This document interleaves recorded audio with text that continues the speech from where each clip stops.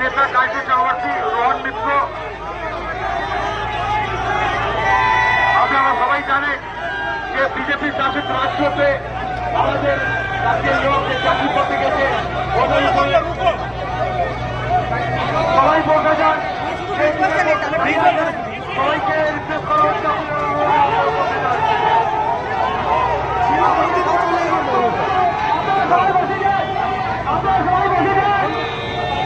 আমাদের প্রতিবাদ আমরা এখানে বসেই জানাবো। আমাদের নেতৃত্বের কিছু জনকে পুলিশ অ্যারেস্ট করেছে, আপনারা সবাই বসে যান। আমরা এখানে বসেই শান্তিপূর্ণভাবে আমাদের প্রতিবাদ জানাবো।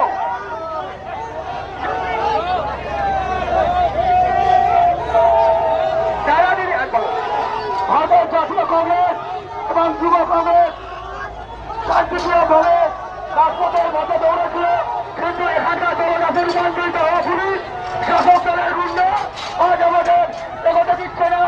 আমাদের ব্যারিকেড করে আটকে রেখে দিয়েছে, আমাদের কংগ্রেস বন্ধুদের হেনস্থা করা হচ্ছে, লাঠিচার্জ শুরু করেছে। আমরা বারবার ভিক্ষা জানাই, আমাদের কংগ্রেস কর্মী বন্ধুদের বলি, আপনারা এখানে অবস্থান বিক্ষোভ শুরু করুন।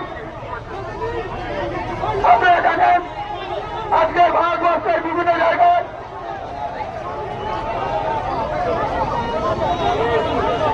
কাশ্মীরের মোবাইলটা যদি কেউ পেয়ে থাকেন, আমাদের যারা কংগ্রেস বন্ধু আছে তাদের কাছে জমা দিন। এই দলনেতা রূপান্তরিত হওয়া পুলিশ আপনারা জেনে রাখুন, এইভাবে ভারতের